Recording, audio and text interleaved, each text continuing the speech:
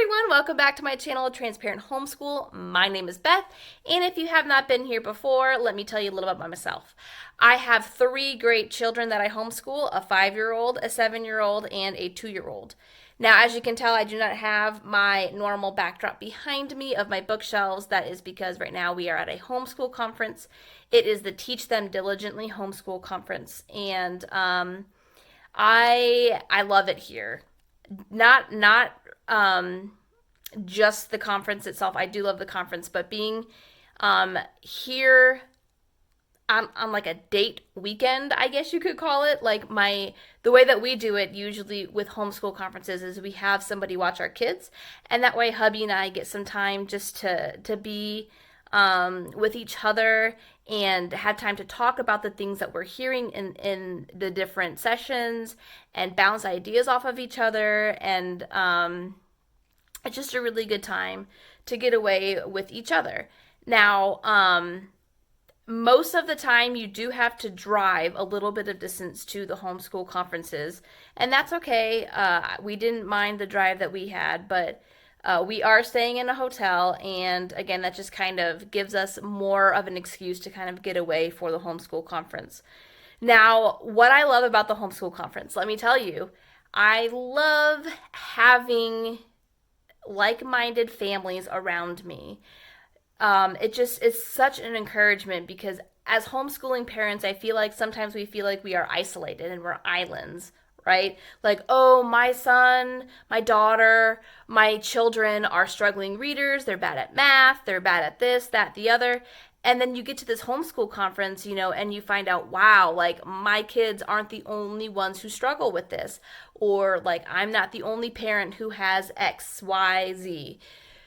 And so it's just so like encouraging and rejuvenating, and it speaks life into your spirit as a mom, as a homeschooling parent, as a woman of God, and it's just incredible. And so that's one of the things that I mostly love about the homeschool conferences. The talks are really good too, don't get me wrong. I love the talks, and those are really the tools that you get to go back and to really implement some new strategies or new practices or whatever you want to call it. But they're just there to give you ideas, but moreover, again, to help you in the getting the encouragement that you need to continue on this very difficult calling that we have as homeschool parents. Now, what I have done is I have taken a few videos of walking around the hotel, and I've done a few clips of the classes that I attended. I'm not going to show the speaker or anything, but I wanted to show you guys little bits of a homeschool conference just in case you've never been before and you've always wondered if you should go. I highly recommend going. But I'm going to show you the clips, and then I'm going to come on after them, and I'm going to wrap up and tell you a few things about the next video that I'm going to be making. So watch these, and then I'll catch up with you in a little bit.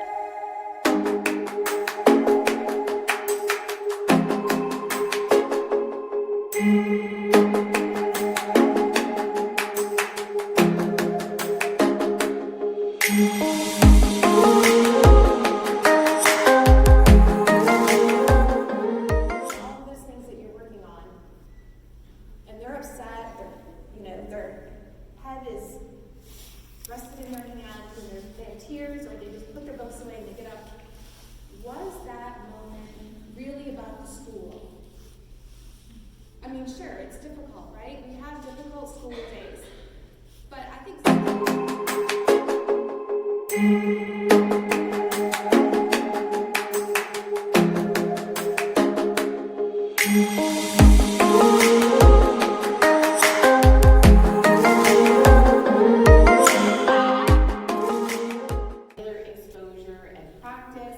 don't sweat it. At some point, it's going to click.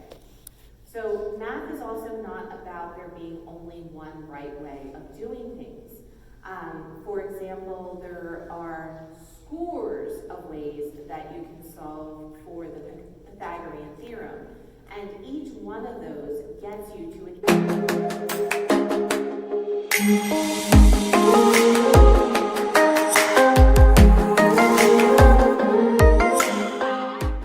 Has that cost fair? policies that are being proposed.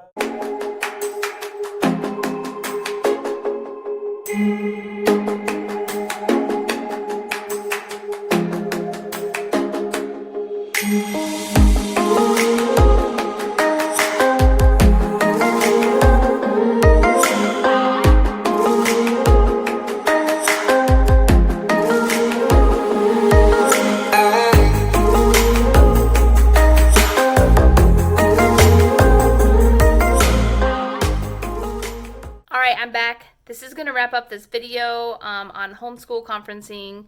Now, the one thing I did not mention at the beginning of this video was the exhibition hall or the vendor hall.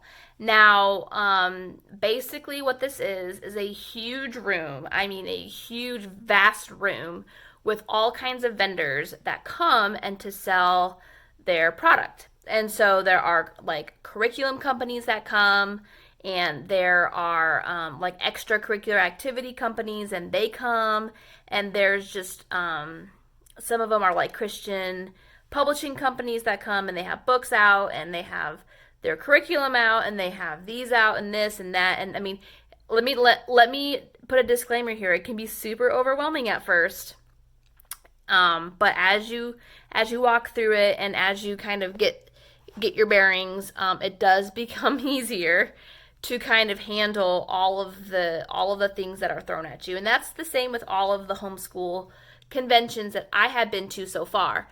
At first, it's very overwhelming, and there's so much information that is thrown at you. Excuse me. And I remember, funny story, I remember my first homeschool conference.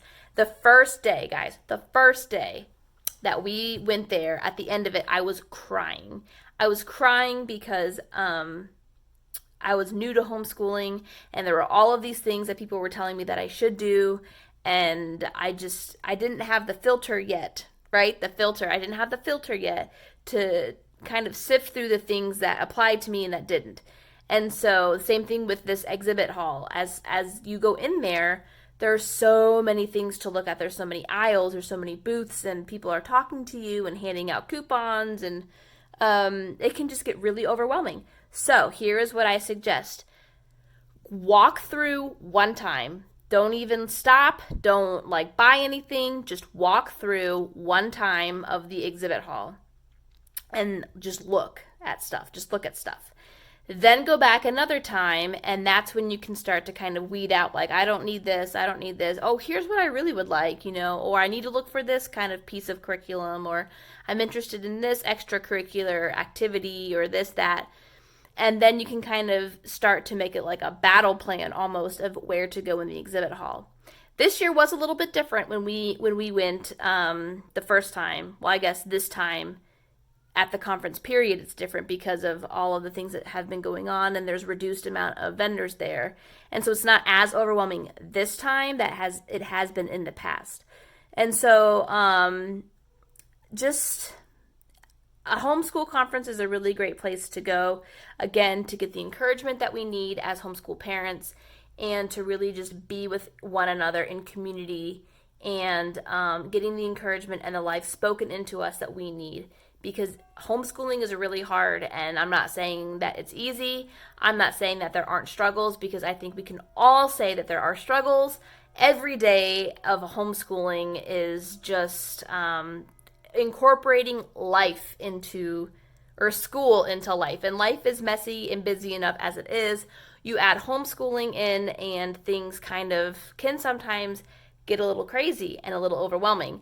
And so, again, just being around others that have the same crazy life that you do is so much fun. There's energy there, and you leave rejuvenated, and you leave ready to take on the rest of your homeschool year and then go into your next homeschool year.